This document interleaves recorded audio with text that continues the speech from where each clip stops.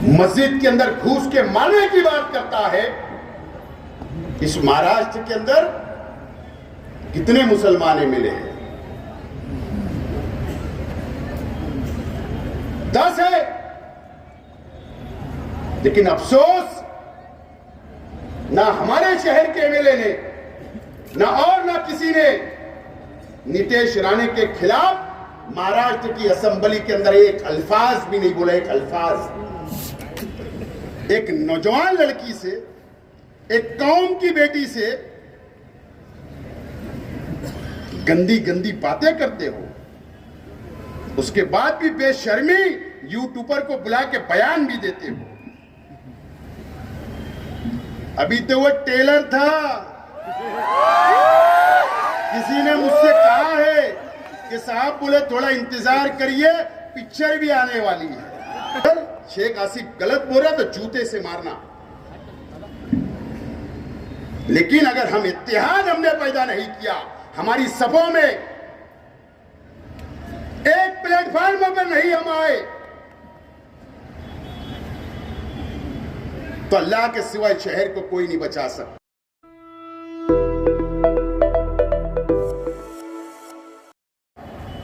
कोई बोलने वाला नहीं।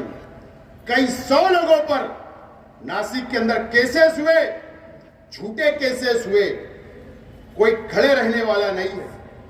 कई लोग डर से फरार हो गए। ये बुलडोजर की सियासत या हमारे जिले की है, जो दरगाह को शहीद किया गया, कोई बोलने वाला नहीं है। आगे बढ़ो। एक बार फिर से आपको नागपुर लिए चलती हूँ, जहां पर नागपुर में बुलडोजर एक्शन शुरू हो चुका है।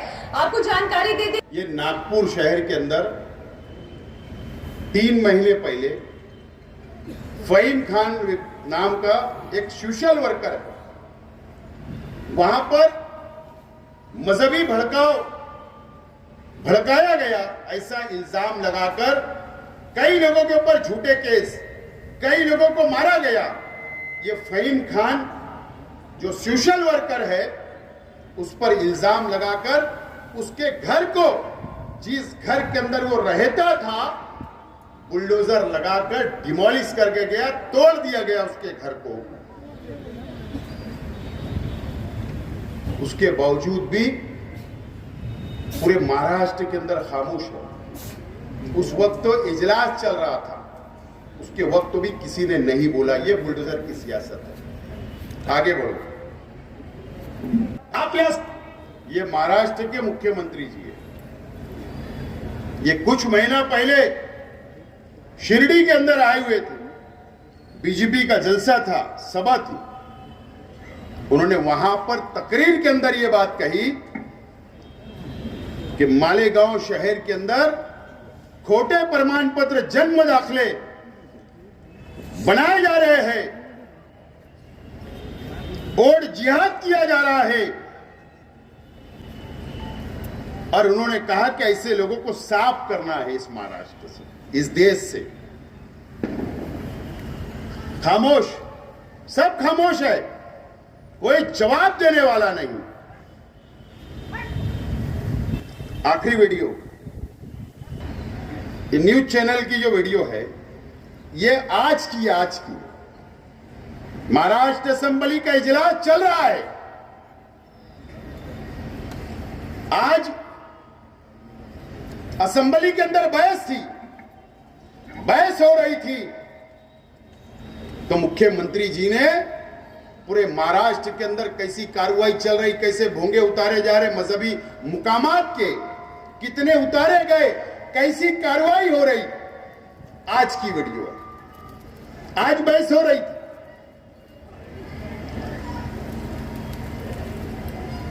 सवाल अब यह है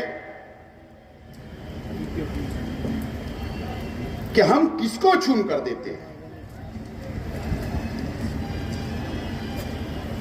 हम किसको चुन कर देते हैं। असेंबली का एमएलए क्या होता है, चाहे शहर का एमएलए, चाहे महाराष्ट्र के एमएलए। इसीलिए ना कि जाकर वहां पर नुमाइंदगी करे, अगर जुल्म मुसलमानों पर हो रहा है तो आवाज उठाए, वहां पर जाकर असेंबली के अंदर बैठे। सरकार अगर मुसलमानों के खिलाफ कोई काला कानून बना रही है तो उसका मुंहतोड़ जवाब देने के लिए, मुसलमानों की हिफाजत करने के लिए, जो जिन लोगों ने वोट दिया उनकी हिफाजत करने के लिए एमएलए चुने जाते हैं। वो अगर मैं शेख आसिफ तो जाहिल है, अगर मेरी पार्टी का कोई नुमाइंदा दिखेगा तो पहले मिनट के अंदर पार्टी से बाहर करूंगा। लेकिन शर्म आना चाहिए। तुम्हारी पार्टी का एक कंपाउंड वाला तंजीमों का जिम्मेदार, दीनी तंजीमों का, शर्म नहीं आई? एक नौजवान लड़की से, एक कौम की बेटी से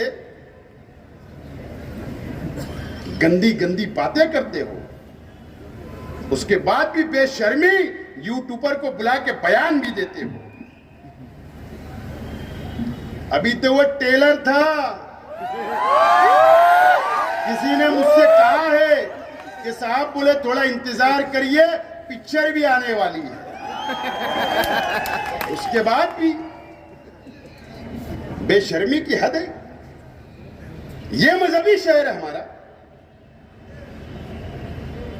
एक जेल में है, एक तरासन भरने वाली को, तरासन भरने वाली वो रोटी मांग रही है, भूख लगी है, उसको खाना मांगती है। रात के अंधेरे में 2 बजे जाकर तुम उसके घर के ऊपर उसको जानबूझकर बुलाते हो कारखाने में। नरी खत्म हो गई, वो बोलती है कि मैं दिन भर नरी भरी हूं, रात और दिन की नरी भर के आई हूं। उसके बाद भी और ठिठाई से उनके दिफा में उतरते हो। यह मजहबी शहर है। इसको हम मस्जिद और मीनारों का शहर बोलते हैं। ये शहर को सोचना है।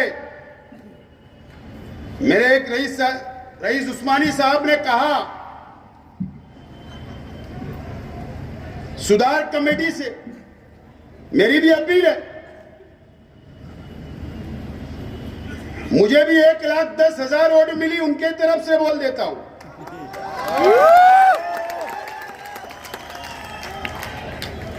अच्छी बात है, आपको मुबारकबाद। ब्यूटी पार्लर को जो हाजिरी आप लोगों ने ली, अच्छी बात है, मुबारक। ये शहर में नहीं होना चाहिए, लेकिन इंसाफ ये शहर चाहता है, आपसे भी इंसाफ चाहता है, इंसाफ। जो भी हमारे साथी, मैं कोई तनकीद नहीं कर रहा हूं, आवाम के सामने बोलना चाहता हूं। 3 ऑडियो रिकॉर्डिंग जो वायरल हुई,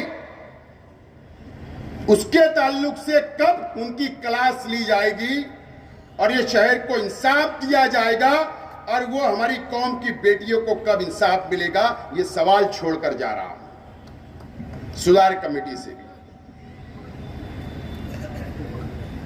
छोड़ के जा रहा हूं। अब यह जलसा तारीखी हो गया, तो अब हमारे मुखालिफ अब बिरादरीवाद की बात करेंगे। अब हमारे मुखालिफ बिरादरी के नाम पर लड़ाएंगे। ऐसे नहीं माना तो मसलक के नाम पर लड़ाएंगे, झूठ बोलेंगे। हमारे शहर के, माफ करना, मैं बहुत बड़ी बात बोल रहा हूं, शहर के एमएलए की 90% बात झूठ रहती है। झूठ बोलने वाला शख्स है, बहुत झूठ बोलता है शख्स। ये बांटेंगे, अगर बढ़ गए इलेक्शन में, कारपोरेशन में, तो मेरा कुछ जाने वाला नहीं है, कुछ नहीं, कुछ बिगड़ने वाला नहीं है, कुछ बिगड़ने वाला नहीं है। आज भी मैं दावत देता हूं तमामी बिरादरी को, आज भी मैं दावत देता हूं तमामी मसलक के उलमाओं को, आज भी मैं दावत देता हूं बुनकरों को भी, मजदूरों को भी, शहर के छोटे मोटे व्यापार करने वालों को भी कि आइए, एक मौका आपने खो दिया, दूसरा मौका आपके दस्तक दे रहा है, आपकी चौखट पर, आपके दरवाजे पर कारपोरेशन का चुनाव। मैं जिम्मेदारी से बात बोलता हूं, मैं 10 साल कॉर्पोरेटर रहा, मेयर रहा। अगर इस मर्तबा अगर इस शहर की आवाम ने गलती की, कारपोरेशन क्यों जरूरी है, क्यों इस्लाम पार्टी को कारपोरेशन का इक्तिदार देना जरूरी है? इसके लिए कि आज जो बनावटी जन्म दाखिले की बात चल रही, हजारों लोगों के ऊपर एफआईआर की तलवार लटक रही है, अगर उसको रोकना है तो कारपोरेशन का इक्तिदार हमको दो। क्यों? कि जन्म दाखिला और मैयत का दाखिला कारपोरेशन में बनता है। आज इक्तिदार नहीं है, आज प्रशासक है,